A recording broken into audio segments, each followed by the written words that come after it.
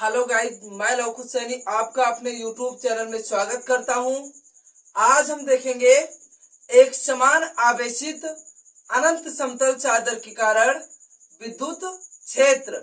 एक समान आवेशित अनंत समतल चादर के कारण क्या देखेंगे? एक समान आवेशित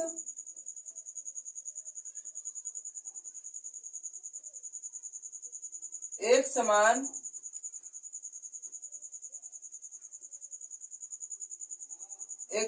आवेशित अनंत समतल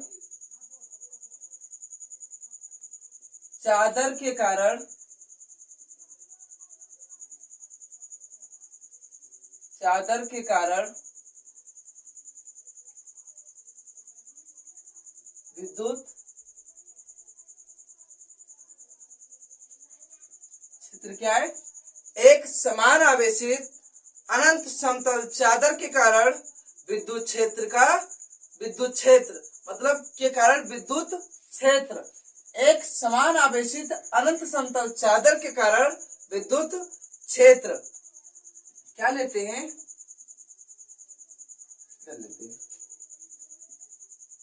ये हम क्या लिए? कोई चादर ले लिए। क्या लिए हैं? कोई चादर ले लिए जो एक समान आवेशित मतलब सभी पे क्या है? प्लस क्यू धन आवेशित है। क्या लिए हम? एक समान आवेशित मतलब क्या होगा? कोई प्लस क्यू आवेश ले लें।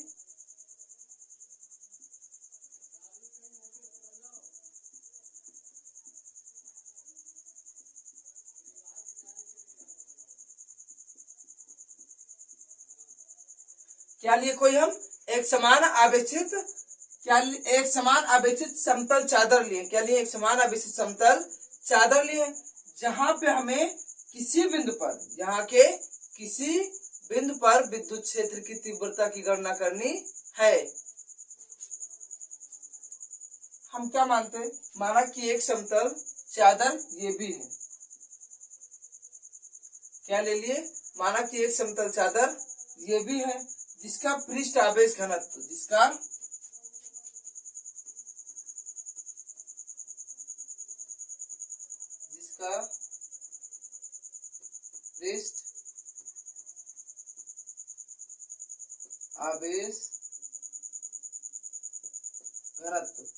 पृष्ठ आवेश घनत्व मतलब ये कह सकते हैं एकांक पृष्ठीय क्षेत्रफल। क्या कह सकते हैं? एकांक पृष्ठीय क्षेत्रफल में जो बहने वाले आवेशों की संख्याएं होती है उसी को हम क्या बोलेंगे? मतलब आलेखीय आवेश घनत्व बोलते हैं या पृष्ठ आवेश घनत्व बोलते हैं। तो पृष्ठ आवेश घनत्व बराबर क्या हो जाएगा? सिग्मा इक्वल क्यू अपान जे। तो क्यू बराबर क्या हो जाएगा? सिग्मा इंटू जे क्यू हो जाएगा। ये हमारा रेखीय आवेश घनत्व है। अब क्या मानते हैं कि रेखीय आवेश घनत्व है। अब यहां से कहीं P दूरी पर, R दूरी पर, कोई R दूरी पर बिंदु P पे, कहां पे? R दूरी पर बिंदु P पर मुझे क्या ज्ञात करना है? विद्युत क्षेत्र की तीव्रता ज्ञात करनी। क्या ज्ञात करना? विद्युत क्षेत्र की तीव्रता ज्ञात करनी है। अब यहां से लेते हैं हम कि R दूरी पर, कितने दूरी पर? R दूरी पर माने कोई बिंदु P। क्या मान लिए? कोई बिंदु P है जहां पर मुझे क्या ज्ञात करना है? विद्युत क्षेत्र की तीव्रता की गणना करनी है। हम एक समतल चादर को ऐसे भी ना करके थोड़ा सा ऊपर ऐसे करके ऐसे भी बना सकते हैं। ऐसे कर दिया जाए। ये क्या हो गया? मेरा एक समतल चादर।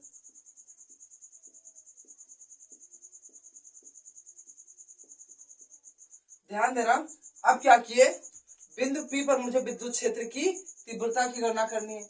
आपको पता है कि जो हमारा गॉस का प्रमेय होता है वो खुले पृष्ठों के लिए नहीं होता है, वो बंद पृष्ठों पर लागू होता है।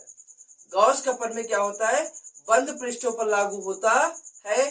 ध्यान देना, यहाँ पे हम क्या करते हैं कि कोई गोलीय चालक बनाते हैं। क्या बनाते हैं? कोई हम विद्युत क्षेत्र की तीव्रता ज्ञात करने के लिए कोई बंद पृष्ठ लेते हैं। क्या लेंगे? बंद पृष्ठ लेंगे। अब ध्यान देना, मुझे क्या करना है, जो गॉस का प्रमेय होता है वो किसी बंद पृष्ठ के लिए लागू होता है, तो बंद पृष्ठ के लिए लागू होता है। तो ध्यान देना, देखो यहाँ से बिंदु P पर मुझे विद्युत क्षेत्र की तीव्रता, तो जितना इधर होगा उतना ही कोई समतल चादर इधर भी होगा। तो यहाँ से हम सपोज डैट करते हैं, सपोज मतलब मानते हैं कि यहाँ पर भी कोई बिंदु P डैश है, क्या कोई बिंदु P डैश है, जहाँ पर मुझे क्या करना है, मतलब वहां से r दूरी पर स्थित कोई बिंदु क्या है, P डैश है, जहां पर क्या ज्ञात करना, विद्युत क्षेत्र की तीव्रता ज्ञात करनी है। अब ध्यान देना, यहाँ पे हम कोई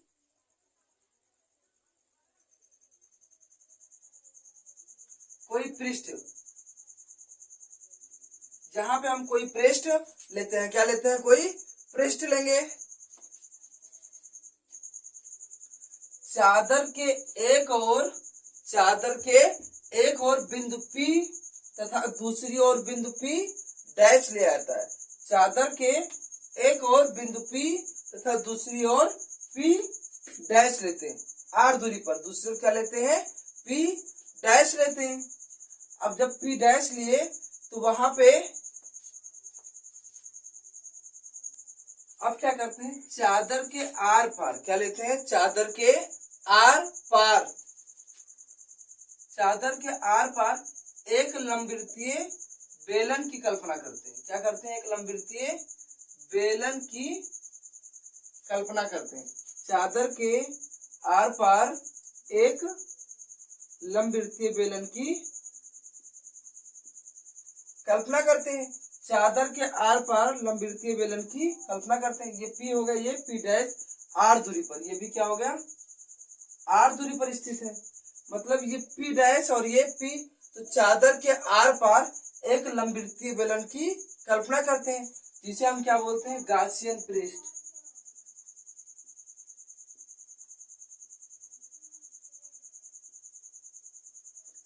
इसको हम क्या बोलते हैं, गाउसियन पृष्ठ।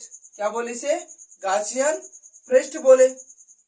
अब ध्यान देना, इसको हम क्या बोलेंगे, इस पृष्ठ को क्या बोलेंगे, अगले वीडियो में जब हम बताए थे तो इसमें बताए थे कि S1 किसको बोला जाएगा, S2 कैसे और S3 किसको मानेंगे।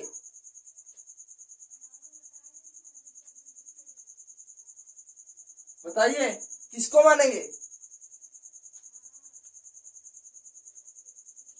इसको हम क्या मान लेंगे, S1 पृष्ठ, क्या मानेंगे, S1 पृष्ठ, और इसको S2 पृष्ठ, और इसको क्या मान लिया जाएगा, इसको S3 मानेंगे, और इसको S2 क्या मानेंगे, S1 S2, S1 इसको मानेंगे, इसको क्या मानेंगे, S2, और एक S3 मान लिया जाएगा। क्या माना जाएगा, S3।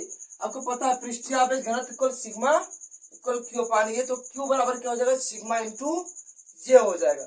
समीकरण नंबर फर्स्ट ये हो गया। अब ध्यान देना, इसमें हम एरिया वेक्टर का डायरेक्शंस क्या होगा, क्या एरिया वेक्टर्स के डायरेक्शंस क्या होंगे। और मुझे बिंदु P पर विद्युत क्षेत्र की तीव्रता ज्ञात करनी है, तो ये जो दिशा हुई,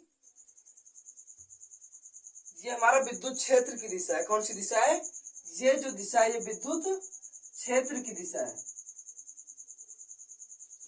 ये जो दिशा है ये किसकी दिशा है, विद्युत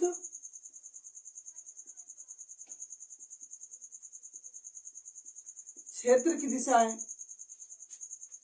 इसमें क्या होता है, जो मेरा एरिया वेक्टर आएगा, मतलब एकांक वेक्टर जो आएगा, या एरिया वेक्टर्स का जो डायरेक्शन होगा वो क्या होगा, इसका ds1 क्या होगा, ds1 वो क्या होगा, विद्युत क्षेत्र की दिशा में होगा। मतलब क्या होगा, इसके साथ इसी के, मतलब जिस दिशा में हमारा विद्युत क्षेत्र की दिशा होगा उसी दिशा में क्या होगा, एरिया वेक्टर का भी डायरेक्शन होगा। तो यहां से थीटा बराबर कितना निकल के आएगा, 0 अंश। कितना निकल के आएगा, 0 अंश। क्योंकि थीटा बराबर 0 अंश क्यों निकल के आता है, क्योंकि जो हमारा विद्युत क्षेत्र की दिशा है उसी दिशा की ओर हमारा एरिया वेक्टर का भी डायरेक्शन होगा। तो थीटा बराबर क्या हो जाएगा, 0 अंश हो जाएगा। थीटा बराबर क्या हो जाएगा, 0 अंश हो जाएगा। यहाँ पे ध्यान देना, जो डायरेक्शंस मेरे किसका, एरिया वेक्टर का है, जो डायरेक्शन मेरे विद्युत क्षेत्र की तीव्रता का है, जैसे डायरेक्शन विद्युत क्षेत्र की तीव्रता का इधर है, तो हमारा एरिया वेक्टर्स का भी डायरेक्शन इधर ही होगा। जो हमारा एरिया वेक्टर्स का भी डायरेक्शन इधर होगा, तो ये क्या बनाएगा, DS2, क्या बनाएगा, DS2।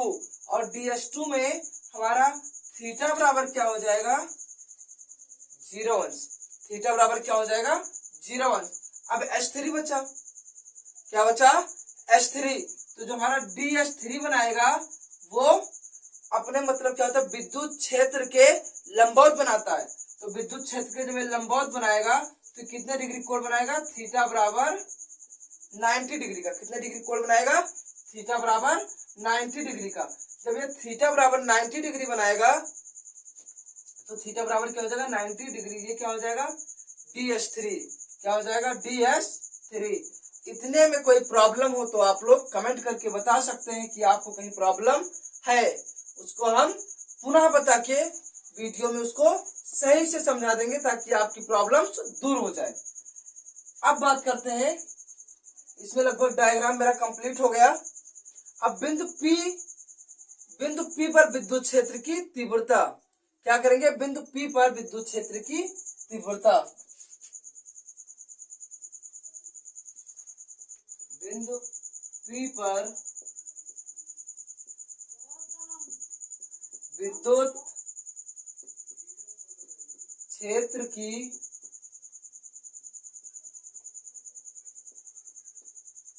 तीव्रता, बिंदु P पर विद्युत क्षेत्र की तीव्रता बंद पृष्ठ से गुजरने वाला विद्युत फ्लक्स। बिंदु P पर विद्युत क्षेत्र की तीव्रता बंद पृष्ठ से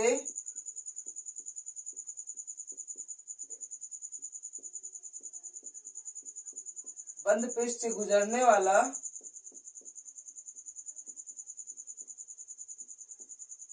विद्युत फ्लक्स, गुजरने वाला विद्युत फ्लक्स मेरा क्या होगा, फाई ई बराबर, यहाँ पे ना लिख के इधर नीचे लिखते हैं, फाई ई बराबर सिग्मा, फाई ई बराबर समाकल ई डी ए। क्या लेंगे, ई डी ए लेंगे, नहीं E D S, E D S 1 plus E D S 2 plus E D S 3 हो जाएगा। उसके बाद में फाई ई बराबर E D S 1 cos theta E D S 2 cos theta E D S 3 cos theta हो जाएगा। अब यहां से देखो DS1 थीटा बराबर कितना, 0 डिग्री, DS2 थीटा बराबर 0 ठीक है, 0 डिग्री, DS3 थीटा बराबर 90 डिग्री। It's okay. थीटा बराबर DS1 थीटा बराबर 0 डिग्री, DS2 थीटा बराबर 0 डिग्री, DS3 थीटा बराबर 90 डिग्री। It's okay.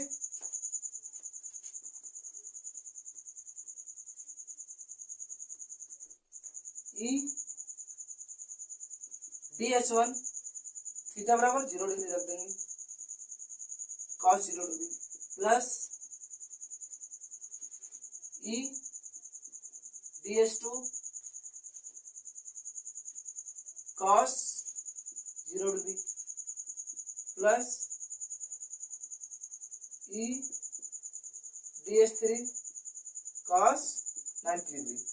आपको पता है ऑलरेडी, अगर आप देख चुके हैं पहले जो वीडियो अपलोड किया था ट्रिग्नोमेट्री ऑफ इंट्रोडक्शन, ट्रिग्नोमेट्री का इंट्रोडक्शन, उसमें आपको हम बताए हैं कि cos 0 अंश का मान कितना होगा, cos 90 अंश का मान कितना होगा। तो यहाँ पे ध्यान देना,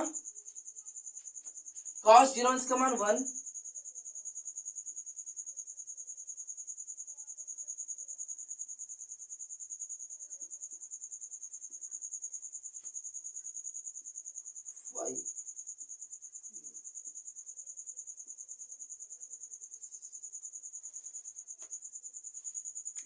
प्लस 0 हो जाएगा, क्योंकि इतने का पूरे का मान क्या हो जाएगा 0, क्योंकि cos 90 का मान 0 होता है, तो ये पूरा मान 0 से गुणा होकर 0 हो जाएगा।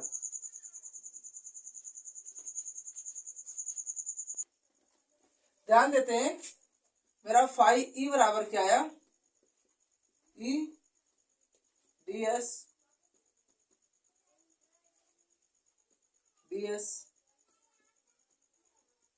फाई ई बराबर ई ds जो क्या होता है यहाँ पे क्षेत्रफल होता है, क्या होता है ds क्षेत्रफल होता है। तो यहाँ पे ds1 है, ds2 का क्या हो जाएगा ये, क्योंकि जो हमारा सरफेस होता है क्षेत्रफल को ये से यहाँ पे कन्वर्ट किए, प्लस ई जो हमारा ds2 है, क्या है ds2, इसको किससे लिख देंगे हम ये से, क्योंकि ये एरिया होता है क्षेत्रफल होता है, तो यहाँ पर ये हो जाएगा फाई ई बराबर ई ए प्लस ई ए। फाई ई बराबर क्या आ जाएगा 2e, क्या आ जाएगा फाई ई बराबर क्या आ जाएगा, फाई ई बराबर 2e, समीकरण सेकंड हो जाएगा, क्या हो जाएगा समीकरण सेकंड। जहां पे ये क्या है मेरा, जहां ये जो है वृत्तीय पृष्ठ का क्षेत्रफल है, क्या है ये वृत्तीय पृष्ठ का क्षेत्रफल है, ये बराबर जहां ये वृत्तीय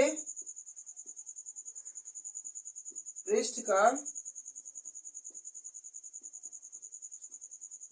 क्षेत्रफल है, जहां ये क्या है वृत्तीय पृष्ठ का क्षेत्रफल है, गॉस के प्रमेय से, क्या ले लेंगे आप गॉस के प्रमेय से। गॉस का प्रमेय क्या कहता था,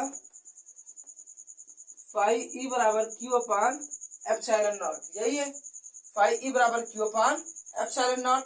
फाई ई यहाँ पे आप क्या लिखेंगे समीकरण सेकंड, मतलब क्या है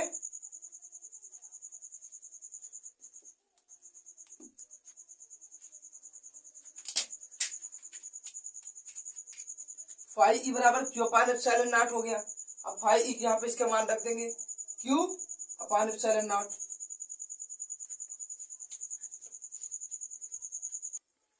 अब फाई ई यहाँ पे क्यू अपान एप्सिलॉन नॉट का मान रख देंगे इससे यहाँ पे, तो क्या हो जाएगा क्यू अपान एप्सिलॉन नॉट बराबर 2e के, क्या हो जाएगा क्यू अपान एप्सिलॉन नॉट बराबर 2e, ये क्या हो जाएगा, तो e बराबर क्या होगा, यहां से ध्यान देना e बराबर, तो 2a कहां जाएगा नीचे आ जाएगा, e बराबर, तो e बराबर आ जाएगा 2a नीचे आ जाएगा, Q upon 2a epsilon not, क्या हो जाएगा 2a एप्सिलॉन नॉट। अब यहां से समीकरण फर्स्ट से देखना, समीकरण फर्स्ट से क्या देखना है, समीकरण फर्स्ट से क्या है पृष्ठ आवेश घनत्व बराबर सिग्मा इक्वल क्यू अपान ये, क्या होता है सिग्मा इक्वल क्यू अपान ये, तो क्यू बराबर क्या हो जाएगा सिग्मा इंटू ये, यहां से क्यू बराबर सिग्मा इंटू ये रख देंगे, ई बराबर सिग्मा ये अपान 2 एप्सिलॉन नॉट, ये से ये कैंसिल, ई बराबर क्या आ जाएगा सिग्मा अपान 2 एप्सिलॉन नॉट, क्या आ जाएगा सिग्मा अपान 2 एप्सिलॉन नॉट। यही मुझे प्रूव करना था, या ये प्रूव नहीं करना, तो ये हमारा क्या निकल के आया, एक समान आवेशित अनंत समतल चादर के कारण विद्युत क्षेत्र, क्या निकल के आया है, एक समान आवेशित अनंत समतल चादर के कारण विद्युत क्षेत्र, एक समान आवेशित समतल चादर के कारण विद्युत क्षेत्र कितना आया, ई बराबर 2 एप्सिलॉन नॉट आया है।